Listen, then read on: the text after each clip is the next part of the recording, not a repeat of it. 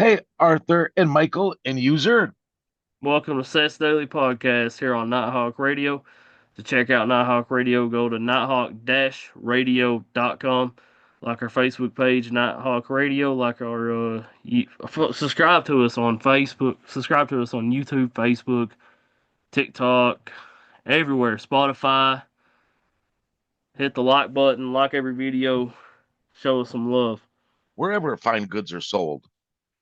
Definitely, man. I want to appreciate everybody that's followed and liked the Facebook page, gave us a subscription on YouTube, gave us a follow on Spotify. I want to thank you all. I want to thank everybody that's also listened to the radio station as well on nighthawk-radio.com. We're blessed enough to have an interview with Jimmy Haunted. How are you doing tonight, man? You know what, Seth? I'm not prepared, but I'm happier than a ring-tailed lemur hopping from branch to branch in the Brazilian rainforest while he's singing the theme to Scooby Doo, Is that a like he's Connecticut term? like he's Abe Vigoda. Yeah, I just made that up right now. Oh, that's a Jimmy Haunted term. My bad. Yeah, yeah, yeah. Every show, I say how happy I am, and I just make up some. I got you. It's a thing. That's like down here, man. We say we're hanging on like a hair on a biscuit. I learned so many good expressions from my first co-host was Terry Todd, and he's from Alabama, and he just had the best sayings I never heard before. Like he said, "We're gonna have a great humdinger of a show today." I like that one. And a lot of biscuits, a lot of I know I can't remember everything. Wait, let's talk about my eye surgery, Seth. So I have the worst eyes ever. When I was growing up, I had glasses that were this thick. And every year I went to get my eyes tested. And I said, by the time I'm 11, I'm going to be blind. It just kept getting worse and worse and worse. And you understand, right? So then I finally got my surgery. They saw a little cataract in there. They said, we can give you your surgery now. So this is supposed to be miracle surgery. And after the first day, I could see the contacts after that, but I could see perfect without anything. It was a miracle. Uh-oh. Am I mute? Oh no, I put myself on mute. Talk to the Oh, people on YouTube. My bad. Sorry. that's right. So then um it was a miracle. And then days started going by and they started getting worse and worse and worse and worse. So guess what happened? I was part of the 0.1% of the population that it backfires on. So that's why I still have to wear glasses. I have This is why it's hard for me to read the chat. I have 20/40 vision in one eye that's nearsighted and 20/70 vision farsighted in the other eye. And this eye here, it looks like I'm looking through spider webs all the time. And there's floaters that come in. Like I walk into a room and there's like a monster that's coming in. I always see a monster here and there. And it's kind of fun because, is it really a monster? No. But so I'm getting more eye surgery on August 6th. And let's hope that goes well. Hopefully it does, man. Thank you. You know what I wanted to talk about, Seth, to kick off the show? What's that, brother? Did you watch the Ozzy or any parts of the Ozzy finale thing? No, sir. All right, go watch that and come back. We'll wait. Well, anyways, Ozzy, he was a big part of my childhood growing up. That was right in my wheelhouse as a teenager with Ozzy, you know, he was new then, right? So I didn't, all, I was a nerd. Okay, I still am a nerd. But when I was like 12 or 13, all the kids in school had Ozzy on their jackets, written on their, school books. Um, and I was like, I don't even know who he is because the stations that we listened to at home or in the car, there was no computers then. I didn't hear those songs. We must listen to top 40 or something. So then I figured out what was the rock station in town, and I had the big boombox thing, and oh no, what? I had my thing plugged in the whole time. It said battery low. Um, That's great. Let's see how long this lasts. Um, so I kept the my boombox on by my ear when I went to sleep to hopefully I could hear an Ozzy song so I could be like the cool kids. I woke up from a sleep. The first notes to Mr. Crowley came on. That's so creepy with the organ. And I said, that has to be Ozzy Osbourne because it's so creepy and cool. And then they said afterwards, it was Ozzy Osbourne. So there's supposed to be, oh, so getting to the story. So then, because he's in the news lately, it reminded me of a story when I went to see him in, I don't know, the mid 80s at the New Haven Coliseum. And we were, everybody was parked in the parking lots and we're walking towards the venue. And I'm not going to lie, I saw it happen. I, I was there at the aftermath after those crowds gathering in a certain spot. And I was like, what happened? And they said, we have a parking garage there that's literally like, I don't know, 300 feet tall. It's one of those ones that spiral. You can drive it up and up and up. A kid just moments before did the thing like this and yelled Ozzy and jumped from the top of the roof and splatted on the street right in front of us. So this story was never in the papers the next day. I went to see, well, obviously it was going to make the news, and they said it was an unfortunate accident at the Ozzy Osbourne concert. Somebody tripped and fell from the garage. I was like, no, they didn't. They did the Ozzy fingers thing, screamed his name, and plunged to his death. That's a story that got like lost in history. Thank you, thank you. So you're a big Ozzy fan? I was, yeah. I Yeah, I've grew only up heard one of the songs. like I know you like a variety of music. I like everything too. I mean, my they were even when I was a kid, we had like 8 records, so I listened to the same ones over and over again. And they even had a lot of country back then. That was you know what? You like this one? This wasn't even on my list. This wasn't even on my list. When I was a kid, my there was this venue. I already said that twice already. Next to our in our town next to us, that had this small. It was called Theater in the Round. It was called Oakdale, and it only had so many seats, and they're all in a circle. And then the stage would spin around as the performer performed, so everybody would get a chance to see him. It spun really slow, and the place was so small. Wherever you got was like you're right on top of the action. So for some reason, my father used to like not being around so much. So my mother had season tickets to this place somehow. I don't know how. We were very poor, but if you're a season ticket holder, you get to pick like suppose they had 20 shows. You get to check off the 12 you want to go to, and then you send your thing in, and then they send you all the tickets. So after a while, my mom says, "Well, my dad wasn't going to go, so she was asking me who I'd want to see." And I was like 10, 8, 9, 10. So for 3 years, I used to check off all these people that I wanted to see. And back then, there were all like people like Tom Jones, Engelbert Humperdinck, um, that was Alabama. Um, Even famous comedians were there. Um, and guess who the topper was that I picked? And I just only went by names that Neil Sedaka was huge then, but I saw all these people 2, 3 times, like you're right there, like right in front of you. Guess who one of the people? Mickey Gilley, Charlie Daniels. Guess who one of the people I got to see live, and I didn't even know any of his songs. I just knew the name, and I was watching him sing, and I was like, I bet you that's not even his real name. Guess who I got to see live in concert? Elvis Presley. Johnny Cash. Oh, that's even better. I saw Johnny Cash. That's a badass show, man. Johnny Cash is a legend, bro. Holy mackerels. How was My the concert. show? Do you have any good? I don't remember honestly because I remember I like the songs, like I liked him, but I didn't know him before. Like the other people, I kind of knew their songs. Um, but I remember looking at him like, I bet you that's not his real name, Johnny Cash. Yeah, right. I don't even know if it is now. It might be. Do you have any concert memories? Never been to one really, man.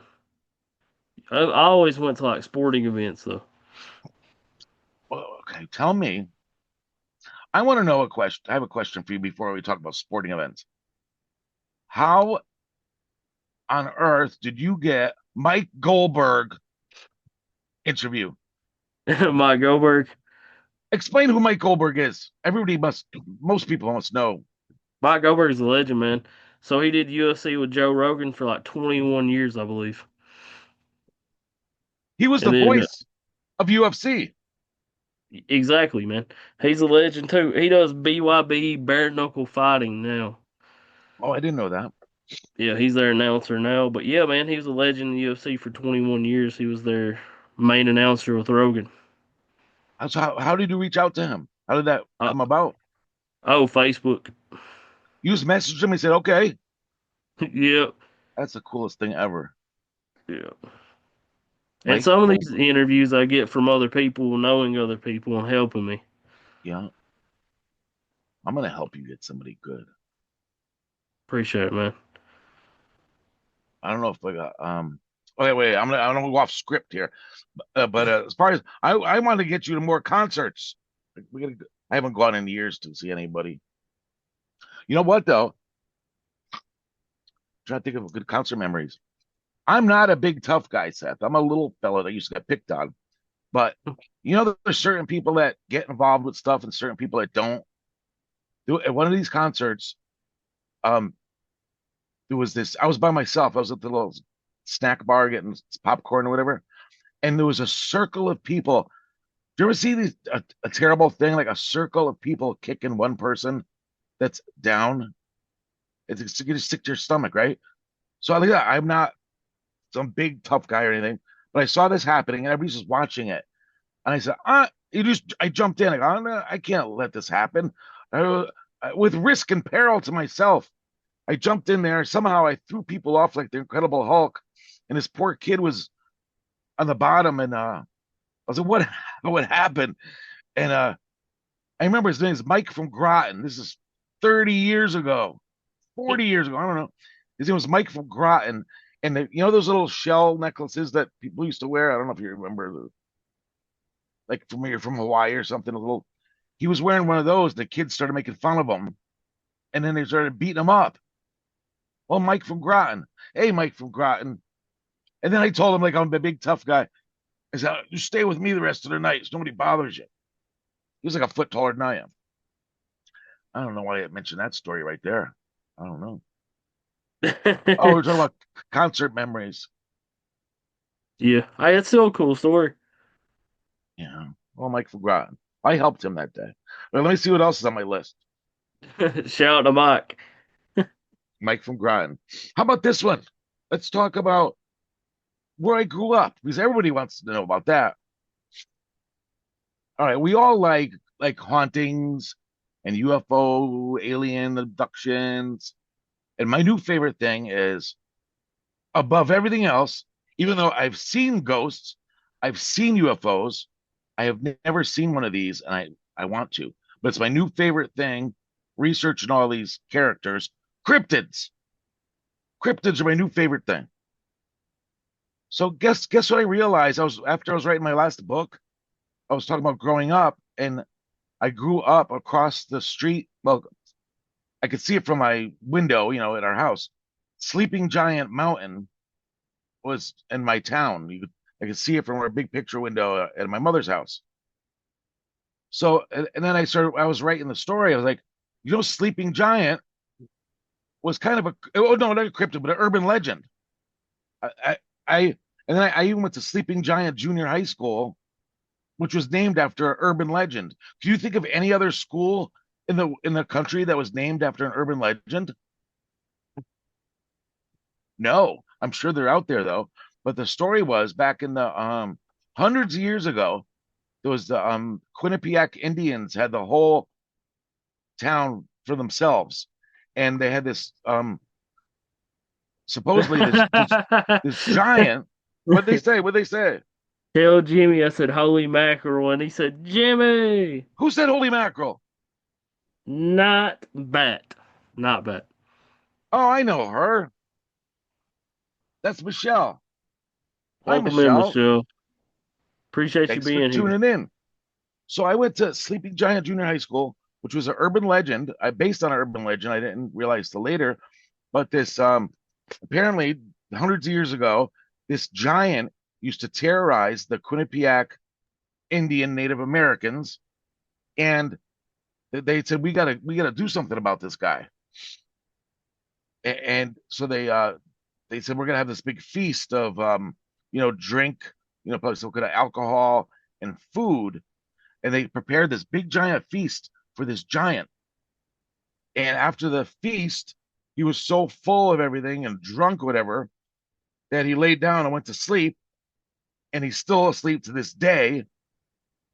And we're waiting for him to wake up. And if you look up this mountain range, it looks like it's miles long, but it looks like a man. You can see his feet and his legs, and his hands across his chest and his head. It looks like a sleeping giant. That's where I went to school. Ew. Jimmy, I But got you on camera now. I wasn't on. Nah. Wait, okay, there you go. No, I mean I got your camera on the video, but I got you on YouTube Live now. All right, just so I know. Yeah, well, I won't pick my nose too much. So then, when I was a little kid, this is all leading up to something. Okay, that's where I grew up. So when I was 5 years old, I was five. My school was within 2 miles. We lived within 2 miles of my school, something like that. And there was a rule, if you're so close to the school, you're considered a walker. There's no bus that's going to get you. I was five. So I used to have to walk from my house the mile and a half or 2 miles to the school at 5 years old by myself. I don't think anything of it now, but nowadays you wouldn't be allowed to do that. So I used to have to go this. I used to go have to leave my house, go down this windy road, then cross. It was a 4-lane highway. I had to press the little thing and cross a 4-lane busy road by myself, and then walk the rest of the way to school every day. No wonder I was petrified of everything. So then I found a shortcut. Instead of going down that windy road, it was really dangerous, a lot of cars. I used to cut through the woods that was in front of my house. And so one day, I remember all the sleeping giant and all the Indians inhabited our land. I used to find arrowheads. I used to go hunting for those. And one day, coming home from school, there's this old dilapidated fence that ran through the woods. It was probably like hundreds of years old, and it was somebody's property line a long, long time ago. And like almost everything was broken on it, all the wood. And I'm standing there, and I called it Indian back then. There was an Indian leaning on the post like this, like looking that way. And he looked kind of, if you ever see Dancing with Wolves, he looks like that. He looked like that young Native American fella in the movie, just the same hair. He had a band on his left arm, so kind of band, and he had no shirt on, but he had the pants on, and he had the long hair. It was obvious what he was, he didn't belong there, and he was solid. It wasn't like a ghost or nothing. And he looked at me. He noticed me standing there. I was a little kid, and he looked at me like this, and I looked at him, and we both kind of like, what do you like? I was thinking, what are you doing here? You don't belong here. And then uh it was a good 5 seconds. It wasn't a glance. We're staring at each other, and then he just went poof, gone. Now, when I got old, I always called that a ghost. I saw a ghost, and then I thought about it, and I said, for him to look at me and notice me and see me there, like you could tell he recognized me and saw me there, and I'm dressed like from this time period, and I saw him looking like however long ago. Did I pop into his time, his dimension? for 3 seconds, and like back in 1700s, whatever, he saw a little Jimmy with his freaking school books walking through the woods and then try to tell his friends afterwards that he saw me. I don't know. What do you think of them apples? That's a pretty cool story, man. Hey, You hear a lot of people seeing Native American ghosts and stuff. And you got another comment in the YouTube chat. yeah, you have to help me with the reading. Everybody knows about my surgery. Jimmy Jimmy needs needs a a Bigfoot. Bigfoot. Oh, a font? Jimmy needs a big font, is what Jimmy needs. Because I can't see so good. Well, let's see. What else do I have on my docket? Let's see. I got stories. I got stories. They're Yeah, not they all said we scary stories. need a Bigfoot Java cut. Ah, this is a good story. Now it's only because I'm not I'm not talking about myself to talk about myself, but usually you ever notice when you're getting interviewed, people ask the same questions all the time. And that's what they want to hear, apparently. Like, how did you get started? First question. And there's just so much because we got brought up in the era of the Munsters, the Adams Family, Scooby Doo, the Georgie the Ghost books. Like we're just it was kind of. It's not like now where it's all over the place, the ghost shows, but back then it was a big part of our culture. And then Kolchak the Night Stalker was a hugest influence. That was a TV show back then. But this also screwed me up in my head a little bit. When I was, I don't know, between eight. People say they lie because, one time you said that you were 12 and this happened, and then another interview you said 10. I don't know. I was a little kid. Okay. It's easy to Um, forget stuff, man. well, you don't know what exact year it was, but I was a kid, between 8 and 10 probably. And me and my sister, who was a little younger than me, used to go visit our cousins. There were two girls that lived 2 towns over from us. We go over there. It was one of the cousins you see every few months, but they're your favorite people in the world. So we used to go over there and you play the normal games kids play, your hide and seek and whatever. And then one day, now these two girls, they were like a year or two older than us. So my cousin Catherine, she was like the oldest, she was like 12. So we thought she was old. She said, let's play seance. I never heard that word before. And I said, what's that? And she goes, we're going to talk to ghosts. So she got out a candle and we closed the lights. Like, this is terrifying, but fun. She gets a Ouija board from underneath one of the couches in there, and we're and I just, oh man, I wish I could show you the picture. I just created a picture for my new book with the little girl with her arms up like this. She said she starts calling out, all the spirits of the world, we want to talk to you. Like, what happened to tag, Seth? What happened to hide and seek? I know as a little kid, she's calling all the spirits of the world. So, I imagine all of them coming in now. Like, I'm terrified. So I don't know what happened with the Ouija board. It was moving and stuff, but I don't remember any details about that. So then she goes, now we're going to do something different. She goes, she laid down, and me and my sister and her sister, she goes, put your fingers underneath me. You ever see the movie The Craft? Hmm. Listeners, The Craft. It was just like The Craft. We lifted her. She goes, now lift. She asked all the spirits of the world to have us help her lift her up. And we're kids, so you expect it to happen. Like, why wouldn't we be able to do this? And we lifted her up to chest level, like flat as a board. She didn't float like Craft. We didn't take our hands away or anything like that. But we lifted her up like she was nothing. And I look back now, you can't do that. You can't lift somebody up like that when you're a little kid with your 2 fingers. So I look back and I think, what was going on there? So then this is the more scary part.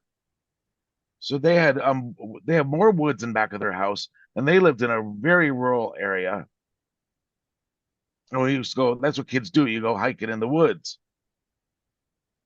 So we thought we were deep in the woods, and she said back there. She goes, "That's old McDonald's farm." I'm like, whoa, who's that? She goes, "He was a mean farmer." I don't know where she get this from. She goes, "He was a mean farmer, and he died, and he used to abuse his animals, so you can hear the cries of the sheep, the cows, the pigs, like whatever he had." So old McDonald was a real mean character. So then we go up there, um, listening for the animals at old McDonald's farm, and then we hear a little stick break or something, and you freaking take off. She goes, "Old McDonald's coming to get us." It's terrifying, old McDonald. But there's more. One of these days when we were running back home, these old McDonald's farms animals, we noticed a tree, and this was whatever time of the year. There was no leaves on the trees. It was, they were pretty barren.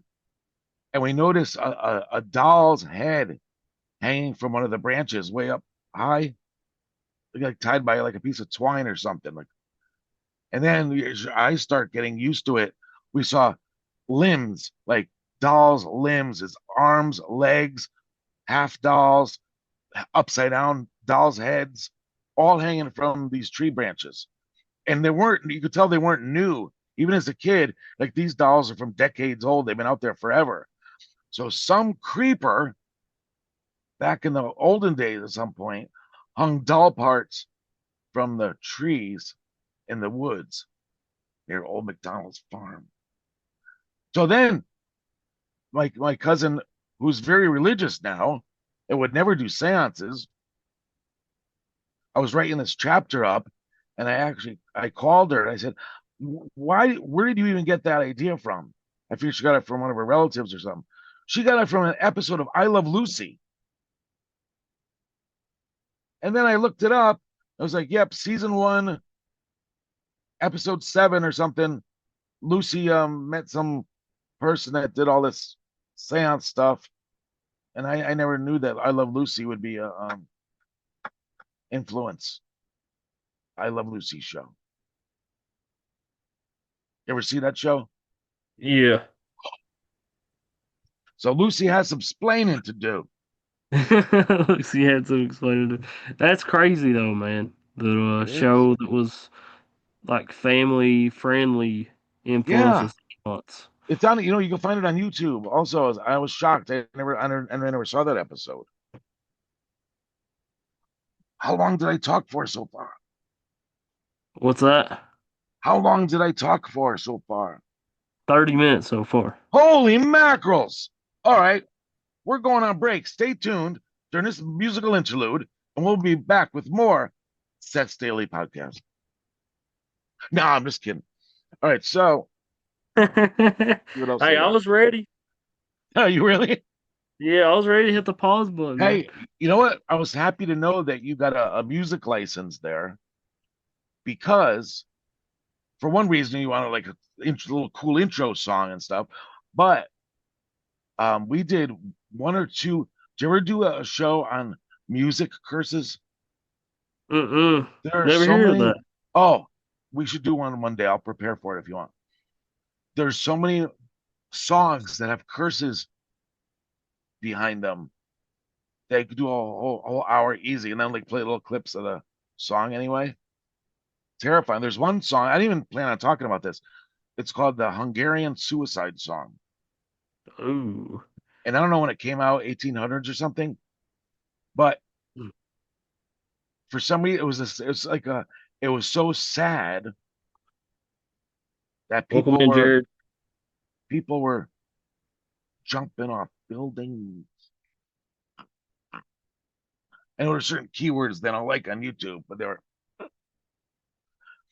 So this song, and then I was researching it to tell the story, and it's banned. They banned it in a bunch of countries, and I don't know if it's the United States or England or whatever. It's still banned. The song, you can't play it on the radio. That's crazy. We got 15 people in here, Jimmy. Holy mackerels! Let me try to see them. Let me try to see them. I see there's a Samya in there, and the Night Bat in there, and Arthur in there, and User in there, and Michael in there. I mean, I'm missing here. I don't know. Uncle Man Ronald. Yeah, Ronald, subscribe. Trying to get 500 subscribers. You get a special prize if you get 500. Right? You get this big giant YouTube plaque that says 500. I wish That's what I heard anyway. I don't know. you get memberships. Yeah, we get memberships. Okay, let's see what else I have on my list today. Hmm. Hopefully everybody's having a good night. Oh, this is just a little tiny story. I just woke up when I made this, so before we went on air, Seth and I were talking about the little conventions you go to and the celebrities, or you get a picture with them or autograph, whatever. So I was telling you my Tawny Katane story that we won't mention anymore. But at that same convention, I said my kids wanted to go to see some certain person that's on one of their shows. So I kind of went there just to tag along. But little did I know, who was there that I didn't even pay attention to because there was no Cobra Kai back then? Johnny Lawrence from Cobra Kai was sitting there trying to sell autographs and pictures, and nobody even wanted him. Like now he'd be huge. He wouldn't even be there. But Pony Boy, C. Thomas Howell, Uncle Man Cheese. was had a booth there, had a table. Pony Boy from The Outsiders, one of my favorite movies ever. So I don't. It was like $25 for a photo.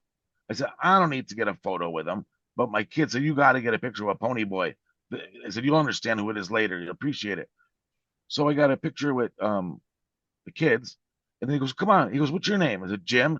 He says, "Take a picture with me." I said, "No, that's okay." And he goes, "I'm not going to charge you." He took 3 or 4 pictures with us for the same price. Nice guy. So then we got there real early, and it was easy to get around and stuff. In a couple hours, you couldn't even move. Like if there was a fire or something, you're not going anywhere. It was just wall to wall people. And he found me above the crowd, down the down the row a bit, and he's calling me, Jim, Jim, Pony Boy's calling me. And I went right over to Pony Boy. I said, "How can I help you, Pony Boy?" And he goes, "Can you hang out with me for a little bit?"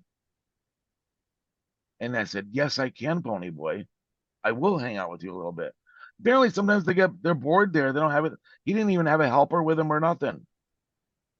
I go, "Oh, I got another good story for you." The girl on Nightmare on Elm Street, um, Nancy, the main character. I was helping Jennifer, Ghostbusters Jennifer, my co-host, at one of her conventions, and I was just walking around the neighboring rooms to see who was in there. And they had a whole Nightmare on Elm Street room where there were only characters from Nightmare on Elm Street. And the main character lady, she didn't even have a helper, and she had a line out the door. So my girls wanted a picture with her. No, no, no, no, she didn't. Not yet. So then I tried to show her I'm not like a fan. I'm helping. I'm with Jennifer in the room next door. Do you need help? You know, can I help you? Because the line was out the door and she's getting flustered. These people are coming walking behind the table, trying to touch stuff. And you could tell she was flustered. So I said, "Can I help you?" And she's like, "No, I'm okay, okay." And a couple minutes later, she gave me the wave. So I was like her helper for half the day. And I would line up the people, say, "Hey, you stand over there." And so at the end of that, she gave us like all this free stuff for help. It was Nancy. She's very nice. I don't know why I started talking about that. When it gets late, you talk about weird stuff, fellas. No, that's a Catch cool us story, man. catch us at noon. All right, watch this story now. Noon will be half asleep. I want to get a St. Pony Boy. Sam? What does that say? This might be too old for the listeners. Do you watch wrestling as a kid or even now? Oh yeah, dude. All right. Me and Junebug did a wrestling podcast a few weeks ago because we just had so many stories growing up. It was huge. And for people that don't live near me, they won't understand this. But when I was a kid, gyms weren't like they are now, where there's a gym on every block. In the 70s, I lived in Hamden, Connecticut, and my gym teacher was Mike Katz, who was Mr. Universe, Mr. Olympia, Mr. USA, and all these. He had all these titles, and he was a monster. He was my health teacher. So he owned the gym in town, which I learned later. There was only like two real gyms, like with weights and the other gyms that you see now in the state. And like WWF at the time headquarters was in Connecticut. So I learned that a lot of the wrestlers that you see on TV, like stars, right? At least, I don't know, 20 of them lived in my town, and I went to school with a lot of their kids. But I didn't find out till later. Like I'm watching it on TV, and then I learned what's his name? The other Dwayne Johnson. I went to school with Rocky Johnson's son was in my gym class. Dwayne Johnson was in my sister's class, but she was in the school below. Maybe she was younger. But then I have a Samoan story for you. Did you ever hear the wild Samoans? Oh, absolutely, dude. All right, so they're Alpha and Sika, and for those who don't know, they had they were huge and they had black wiry hair, all crazy. Like they made it look like they had bugs in their hair. They're always picking their hair and stuff. They wouldn't speak. Like the interviewers would talk to them. They're like, oh my god, they're crazy Samoans from some wild country. They can't even speak English, and they have bugs in their hair, and they're scary. So I was seeing this girl, and she said, and this is at the time everybody's on TV, she goes, I want to go visit my friend Monica after school. Could you take me? And I said, yes, I will take you to go see your friend. So we go over to Monica's house, and she pointed to the TV back in the olden days. It was big, the big, looks like a piece of furniture, big TV with the wood around it. And there's all these VHS tapes. And she goes, do you want to see my father perform? I don't know if he was an actor, a singer, or what. I was like, no, I'm good. Mm. So then we're just hanging out. And then she heard a car. She heard a car come in the driveway. She goes, oh no, that's my dad. She goes, I'm not supposed to have guys over the house. Like, oh, was he like shoot me now? I'm not doing it. We're just hanging out. I was with her friend. So then I'm looking out. The wild Samoan. The wild Samoan was walking down the driveway. But he looked like a little gentleman. He had sunglasses on, his hair was in a ponytail. And he walked in and he says, he was so nice. He goes, hi, I'm Alpha. I said, hi, and then he goes, and then they have a cat. And he goes, here, kitty, kitty, kitty, kitty. And the cat came over and he petted it and fed it. Like, he isn't a wild Samoan. But I almost got killed by a wild Samoan. I wanted to tell you that story. Then all these wrestlers, they were in town. So, like, did you ever hear Chief J Strongbow? He was a champion back then. And I thought he was a wild Indian from the plains. And then I see him at the supermarket ordering salami and cheese from the deli. Like he didn't have all that stuff on. He wasn't doing any rain dances or nothing. He was just ordering salami from the deli, and it ruined it for me. And then later I found out he was Italian.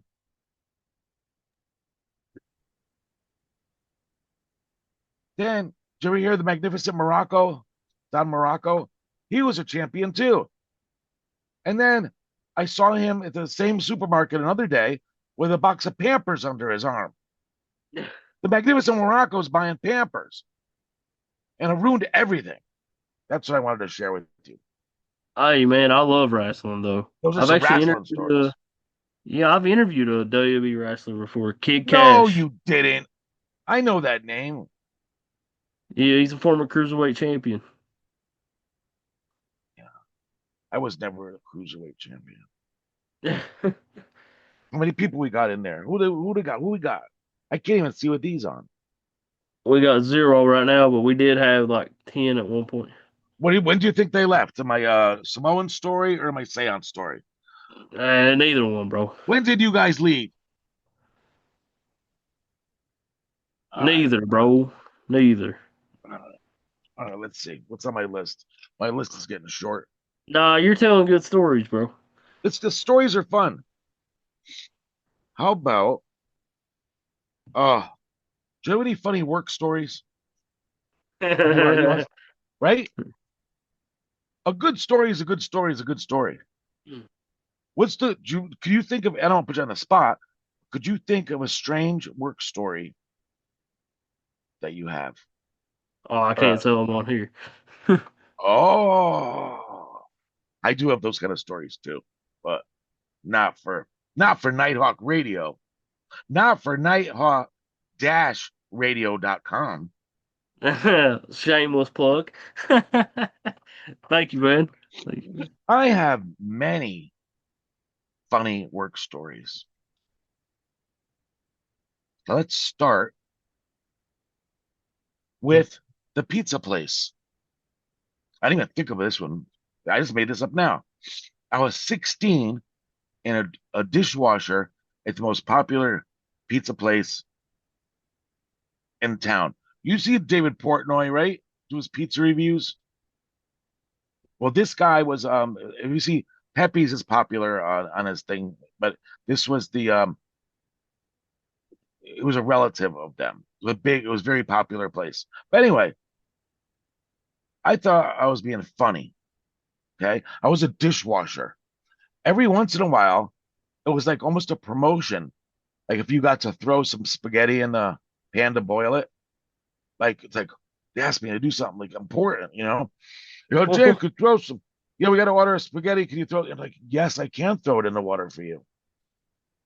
So I was washing dishes, and they used to have the speaker system where they'd say the waitress's name that the order's ready in the kitchen.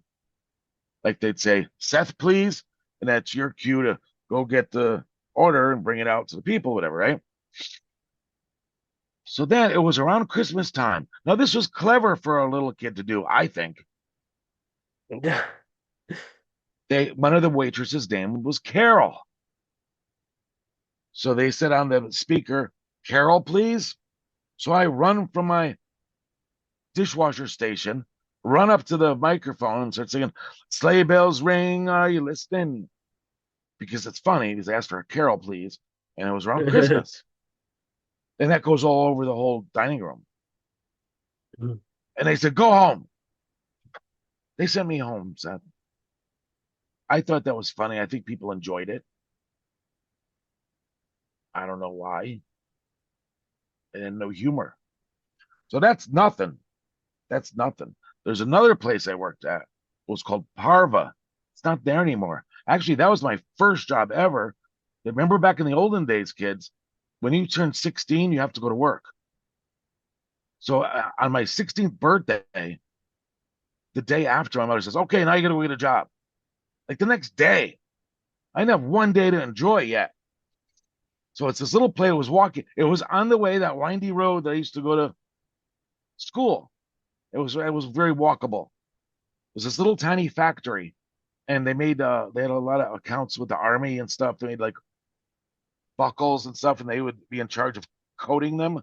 And it would be all these it's like an assembly line. You sit on a little chair, and the thing would go like I Mhm. Love Lucy. You go around, and you have to fast. You have to go put them on all these little clips as it's going by. And there would be a supervisor. Do you ever see the Talking Heads videos? The guy Uh-uh. talk. He does all these weird moves. Like we'll send that to you later. But anyway, he's just nerdy. I was a nerd, and I think he looked nerdy. This nerdy guy that I look back now, and he probably made $4 an hour. But back there, he was our boss. Like, oh my God, his name was Rich Seedale. Wonder where he is now. But anyways, all his whole job was to walk back and forth and watch the 5 or 6 of us put all these things on. That was his job. He just stare at us the whole time. So back then, when you're young and you fall, it really doesn't hurt. Like we used to jump off roofs and stuff, go on your bike and crash and go off ramps. And now you fall nowadays, it hurts. When you slip on ice or something, it's terrible. Or when you're putting your pants on and you catch a toe in your pants and you hop a few times and you fall, it hurts. So back then, it really didn't hurt to fall, or. So we used to have these little stools that we sat in to do our thing. So I always used to remember I used to lean back in it all the time like that. And he goes, hey, hey, hey, don't lean back on the thing. You're gonna fall and get hurt. I know that I could lean back if I wanted to, but I used to get reprimanded. So guess what I learned how to do? Back then, I could fall and it wouldn't hurt. So he'd say, I'm leaning back. Hey, hey, hey. So then I said, you know what? This guy's pissing me off. So one day when I get to my back, oh no, I fell, acted like I was frazzled. And then he goes, oh no. He got all nervous. He goes, they had a little doctor's office there. I'm sure there wasn't a doctor in there, but it was a place where you go sit, I guess, for injuries. So I'm sitting in there and he goes, you just sit here for a while until see how you see if you're okay. So I realized every time I fall, I had to go sit in the doctor's office for 20 minutes.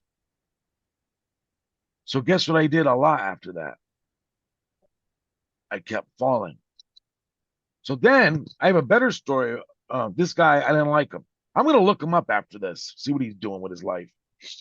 He kind of had a face of a frog. Um, there was another room that you go in, and this is actually you sit down, and this little conveyor belt used to come around, and we used to put like rings on the pegs.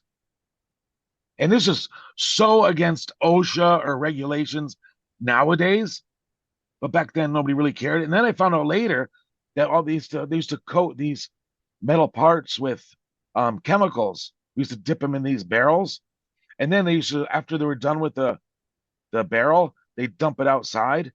And I learned later that they couldn't even build on the property later because they weren't supposed to dump all those stuff into the ground there. So I was working at this conveyor belt one, and imagine this nowadays. They go, make sure you don't touch this corner. You should get a shock. Obviously it wasn't protected, and there was some short in this machine somewhere. But instead of fixing it, they said just make sure you don't touch it because you're gonna get a shock. So guess what I did, Seth? You touched. Oh yeah, many times. Because I realized it won't kill you, but so then the guy he was to walk by and watch us, and then I'd reach out like this, and I go, you guys watch. Wait, where's my hand? Watch. And fall off the chair, twitching. Oh my God. I go sit in the doctor's office again. And I did that 20 many more times. minutes. I did that many times. And then I didn't like working there so much. One time, oh my God, you know how when you look back now, it's like I wouldn't have stood for this stuff. They used to dock you. I don't know. I used to start at like 3 or 4 in the afternoon. And if you come in later than like 6 minutes or something, they dock you 15 minutes. So in other words, you're late for some reason, very rarely, but I was late like 6 minutes, and they docked me for the first 15, like when you get your check. So in other words, why would I even punch in knowing you're not going to pay me till quarter after? But you're a kid, you're scared, you don't want to get fired or in trouble. So then they and I wasn't late. I was always a good, responsible, kid. But one day I was like another 6 or 7 minutes late, and they called me into the office with the owner, with the owner. Uh, See that you came in. You're 7 minutes late today. Like, what do you want from me? What do you want from me? And he goes, well, why were you late? Why was I late? So I said, I'm not going to make this fun for him. I said, I was sitting in my car on time. I said, do you ever have a thing in your nose? You just can't get it out. It's bothering you. You got to get it out. And he looked at me like dumbfounded. I said, I was picking my nose that whole time. These would bother me the whole time at work. And he just shook his head and sent me on my way. So I learned at that time, just just say stories that they don't want to hear. We got any listeners? Anybody? Oh no. Well, I'm going to tell you my But when. What? but Go we've hear had it. a bunch of people. Oh, sure we will. I got a good one. This is my finale of stories. Did you ever work at a fast food place? One day I What happened? Where was it? hated it. It's terrible. Yeah, I work at retail now. I like retail for sure. I've been retail for 33 years. I've been for 2 years. That's all right. You got 30 more left, and you could rest. But I don't like it, but I think it's good that I'm still doing physical work because if I wasn't all this time, I'd probably be a big mush. So it kind of keeps you like. But I worked at Wendy's. Wendy's is good. Wendy's is delicious. That's And the this one, place I worked one day. what happened? What they make you do? The potatoes, the grease I traps. hated I hated everything there, man. It was too fast paced for me, bro. You know, Retail's for me. I love retail, man. Retail's fast paced. yeah. But also all depends on what management you have. If you have cool managers, like you know what to do. You don't need to be on somebody on top of you all the time. If you have cool managers and cool coworkers, it's probably a lot easier. But if you don't have the right people, it's not fun. But I worked Yeah, at Wendy's, I got great management and coworkers right now. so it's not so bad. You know. So Wendy's, I was never a bad kid, Seth, but I was like I try to be funny and stuff. So I got to do the drive-through speaker thing with the microphone. So it got boring after a while, and I wanted to make it fun. So I used to make rhymes up. I was the first rapper, Seth.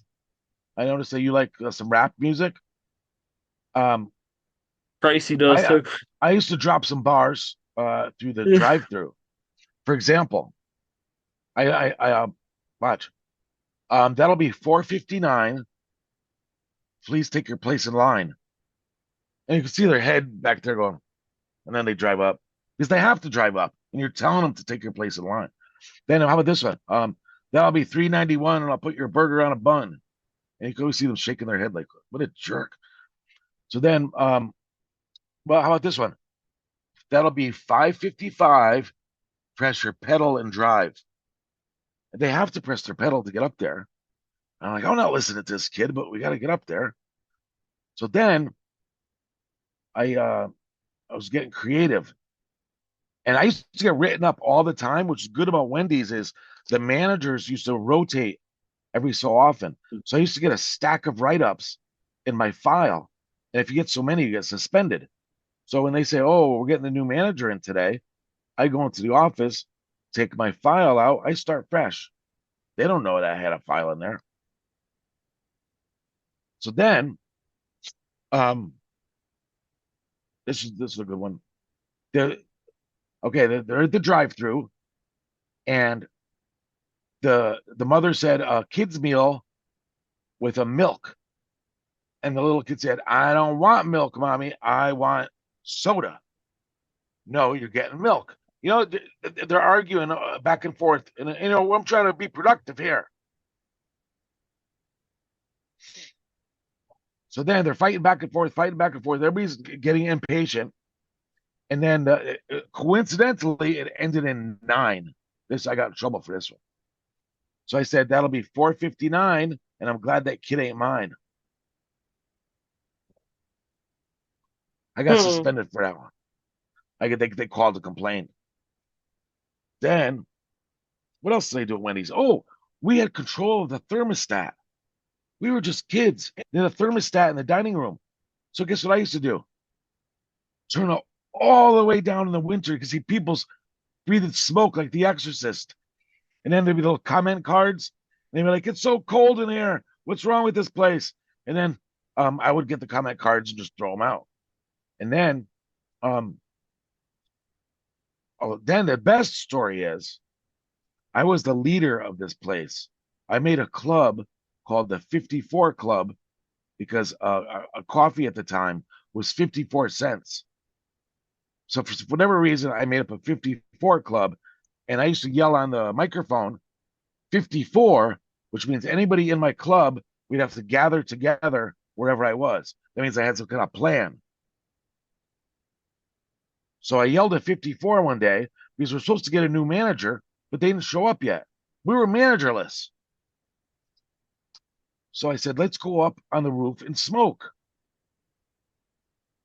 So I was like, two or three of us, we had to climb the fire ladder to get up on top of the roof at Wendy's. We never up there before, but it's just all flat. It's just all flat roof. So we're all smoking up there. And then we see a car come in. Is that him? And then he gets out with the typical Wendy's uniform, the blue slacks, the white button-up shirt, the little blue tie. Like, oh shoot, this must be our new manager. His name was Rich. So then I say, duck, because I don't want him to see us up there. He caught a glance of us. So I'm like, oh no, it's our first day, and we're on the roof smoking. Poor guy, he's all excited with his little briefcase. So he called up there, goes, "Hey guys, what are you doing up there?" I was very smart even back then. I said, instantly I thought of this. The other kids don't know what to say. I said, well, the regional guy came here last week. He don't know, he's new. The regional guy came here last week and told us to remove all this rubbish from the roof. So we wanted to get that done before you started here. So he's like, wow, what a good employee. So he's like, could I help you with that? I was like, no, we're good. He goes, no, let me help you. So he takes off his jacket, puts it down, his briefcase down. He's at the bottom of the ladder now, right? And we're looking around. There's nothing up there. It's immaculate. It's just a flat roof. There's not one piece of paper or nothing. And I just told him we had to remove all this rubbish from the roof. Guess what I did, Seth? What's that, man? I have to do a confession for this one. I was looking around at everybody like, what are we gonna do? So you know all the I don't know what it is, like the vents and the any all the vents and pipes that come out of the roof. That's the only thing up there, and has that silver like insulation stuff on it, whatever that's for. I started ripping that all up, ripping that up, taking pipes off, and he's at the bottom. Okay, hand it to me, and I was handing him all these pipes and all this insulation. I ripped apart that whole roof. And then it was so sad because he was put in a nice little pile next to the building. I don't know whatever happened there. That's my story. I still feel bad to this day. You never did that. That was terrible, awful. I'm sorry. It wasn't responsible of me. Let's see what else I got here. My Wendy's story. Mm. 54 Club. I can't read that. Rhymes. Pony Boy. Some show. Pony Boy. Samoans. Sleeping Giant. Woodbridge. Ozzy stories. That's what I had on my list right now. I could think of something else though. How we doing with time? Uh, How long did I we're babble over for? a little bit, but it's okay. All right, that's good then. I think that's a good hour. That's a Yeah. good hour. I just got one question for you, man. Yeah, yeah. Well, when was the first time you was on TV? And what age was you? Hmm. I know exactly when it was. And it was like you think that's the Super Bowl in the whole world, like this will never happen again. And then yeah, but the first time was it was a really cool story. Um I don't know how we heard about it, but obviously we're working with Ed and Lorraine Warren, and they let us know that Sightings was coming to film an episode up here about the White Lady of Uni Graveyard. So I didn't she told us when they're coming and everything. And I literally they had the whole camera crew and lights and stuff set up all over the cemetery. I took pictures. It was really cool. But they had a few of the people from the Sightings show, like the production crew or whatever, and they were narrating that this, Lorraine was like saying, this is where the ghost has been seen or whatever, and they they they told the story that they said Lorraine, well, they narrated it over later, but she was they said act like you're telling the people where to take the pictures. So there was a big, they said everybody fall in line in back of her, but they had their own people in back of her, like from California. I don't know who they are, but so they're acting like they were the, ghost hunters. And I was there just as a spectator. I wanted to see the whole spectacle of somebody filming something. I thought it was cool. I had no intention of being on the thing. So as they're filming this, she's like, what about my guy there? Because he's on my team. I want him in this. So all of a sudden, I'm a spectator to on camera. So of course I had my camera with me. So then I'm now I'm on the little, they call this when you watch the episode now, they said along with Lorraine came the sightings investigative team. So I was part of the sightings investigative team. So then she's describing like Lorraine walks through the cemetery and tells the people where to take pictures and where she feels energies. So we're just going along with it. We don't care. It's just they were acting like it's a common thing to do. We never did this before, but we're going along with it. So they're filming us and say, act like you're taking pictures. So um, then to watch it on TV, I think it was 1995. I have a clip of it on sighting. All the sightings episodes are up there somewhere on the internet, but they're labeled wrong. Like it's the wrong. It says season 3 episode, but they have it listed wrong. But I have a clip on my YouTube channel of the sightings episode, a little clip of it. That was the first time ever. 1994, I think. You was a young man back then. That's 30 years ago, and I'm only 40 now, so I was 10. I was 10, 10 years old. And I wasn't alive, bro. You weren't even alive yet. Wow. Nah, I was born in '98, man. And the the second time is the coolest. Because this is before you were born, Seth. There was no YouTube. There was no 100 stations and Netflix and Hulu and this and that. It was like, we had cable, but there was like the three big networks that everybody watched, and once in a while you watch some off-brand one of these new networks, but it was three: CBS, NBC, and whatever, three of them. Fox. But that was the big three back then. So everybody watched those three stations. My battery's low. It's gonna be perfect. So anyway, one of the cases we were working on was on our own. We had another group on the side or whatever, but it was the first exorcism I've ever been to, first exorcism I ever assisted with, and I was like the guy that took pictures and video of everything, and I kept all this stuff. I try to take pictures and record everything I could. I was always good at that, and so I recorded. Thank God, I recorded the exorcism of a girl in Massachusetts. We had this little website. Websites were very new back then. It wasn't like now. It was very simple.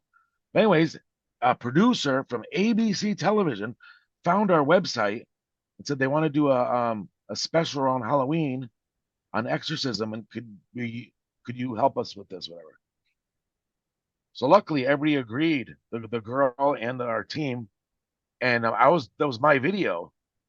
So whenever this was, my video and our thing were seen by millions of people on ABC that day. Millions. And then that's what caused people from all over the country to start calling us that we're having this happen. We can't find help anywhere. And that started some craziness for the next few years. But that was surreal. Definitely, man. And people can hear the Haunted Chronicles starting October 3rd every first Friday at 8 p.m. At eight. only on nighthawk-radio.com. And I believe you're throwing some up there ahead of time too. So you can get Yes, put your foot sir. in there a little bit. Yes, sir. Some All right. throwbacks, bro. All right, Seth. That was a good show right there. Yes, sir. Let's go take a nap now. I want to thank Mr. Hardy for being on. Everybody have a good night and God bless.